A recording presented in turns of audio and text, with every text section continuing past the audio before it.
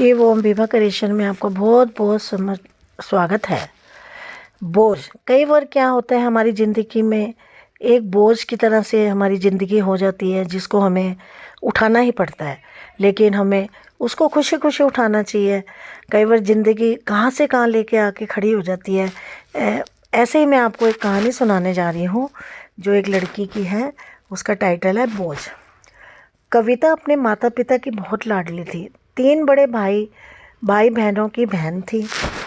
कोई भी चीज़ मांगने पर उसी वक्त उसे हाजिर हो जाती थी। पूरे घर में रौब था उसका। पूरे परिवार और नौकरों में राजकुमारी की तरह हुक्म चलाती थी कविता। स्कूल में भी पूरा रौब था उसका। बड़े घर की लाडली जो थी वह ऐसे उसने कॉलेज में दाखिला लिया। अपने ठाट बाट बड़ी गाड़ी में आना जाना, हर दिन नया फैशन देखकर हर कोई उसे अपनी दोस्ती करना चाहता था। थोड़े ही दिनों में उसने बहुत से दोस्त बन गए। पूरे कॉलेज में उसकी अपनी एक पहचान थी। इन दोनों उसके घर में एक रिश्ता आया। खानदानी लोग थे और पापा की पुरानी जान पहचान भी थी उनके साथ। कविता के साथ कोई ज़बरदस्ती नहीं थी, पर कविता ने फिर भी हाँ कर दी क्योंकि वह अपने परिवार से बहुत प्यार करती थी। वह जानती थी कि वह लोग उसको अच्छा ही सोचेंगे। लड़के का नाम राज था। राज काफ़ी पढ़ा लिखा और समझदार लड़का था। ससुराल वाले भी बहुत अच्छे थे। ससुराल में कविता की जगह वैसे ही थी जैसे कि मायके में। कोई भी कार्य कविता की सलाह के बिना नहीं होता था। सबकी लाडली बहू बन गई थी वह। फिर उसके घर में एक बेटे का जन्म हुआ। राहुल कविता को जान से प्यारा था। पोता पाकर ससुराल वाले भी फूले नहीं समाते थे। कविता कभी कभी सोचती थी कि उसकी हिम्मत कितनी अच्छी है, किस्मत कितनी अच्छी है। उसका हर अपना उसे अपना कितना प्यार करता है। चाहे जीवन में कैसा भी समय आवे, मेरे हमेशा मेरे साथ है। मैं कभी अकेली नहीं हो सकती। कितनी खुश नसीब हूँ मैं। पर शायद कविता की खुशियों को उसकी अपनी ही नज़र लग गई। एक दिन वह मायके जाने की जिद कर बैठी। राज को बहुत काम था लेकिन वह फिर भी उसे ले गया। रास्ते में उसकी गाड़ी अन्य गाड़ी से टकरा गई। कविता, राज और राहुल बुरी तरह से जख्मी हो गए। काफ़ी दिनों के इलाज के बाद राज और राहुल तो ठीक हो गए, लेकिन कविता पूरी तरह से ठीक ना हो सकी। सर पर चोट लगने के कारण वह अपनी आंखों की रोशनी खो बैठी। अब कविता की किस्मत जैसे उल्टे पांव चलने लगी। मायके वाले कुछ दिनों तक उसे अब मिलाने आते रहे, फिर कभी कभार फ़ोन ही करके पूछ लेते, अब कैसी हो। धीरे धीरे यह सिलसिला भी कम हो गया। ससुराल वालों की सहानुभूति भी कम होने लगी। घर में किसी को पास बैठने के लिए कहती तो जवाब मिलता, बहुत काम है, अब तुम भी हाथ नहीं बटा सकती। राज भी चिड़चिड़ा हो गया था। बस राहुल ही था उसके पास, उसके साथ हंसने खेलना उसका वक्त गुजारता। एक दिन कविता के हाथ से कुछ सामान गिर गया जिसकी वजह से राहुल को हल्की सी चोट लग गई। कविता के सास ससुर ने राहुल को उसको अलग कर दिया और कहा, और कहीं इसके ना देखने की वजह से बच्चे को कोई नुकसान ना हो जाए क्योंकि इसको पता नहीं चलता। कविता अंदर से टूट चुकी थी। एक दिन उसने सबके सामने मायके जाने की इच्छा रखी तो राज उसे तुरंत मायके छोड़ आया। जैसे ही वह यही चाहता था जैसे राहुल को उसके साथ नहीं भेजा गया।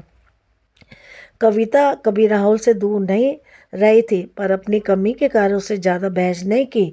कविता को लगा कि वह 3-4 दिन वहाँ रहेगी, बस थोड़ा हवा पानी बदल जाएगा, क्योंकि वह कितने दिनों से कहीं भी बाहर नहीं गई थी।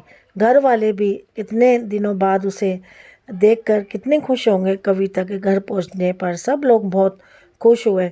खाने में सब कुछ कविता की पसंद का ही बनाया था। उसने अपने मम्मी पापा और भाई भाभीियों से दिल खोलकर बात की। उसके छोटे छोटे बच्चे भी बुआ के साथ घुल मिल गए। रात को सोने के वक्त जब वह कपड़े बदलने लगी तो उसे पता चला कि उसका बैग तो बहुत भरा हुआ था। वह समझ गई कि ये, और वह बहुत उदास हो गई। कुछ दिनों तक सब ठीक रहा। फिर जैसे वह बदलने लगा, सबका व्यवहार बदल रहा था। वह लोग जैसे थक चुके थे उससे।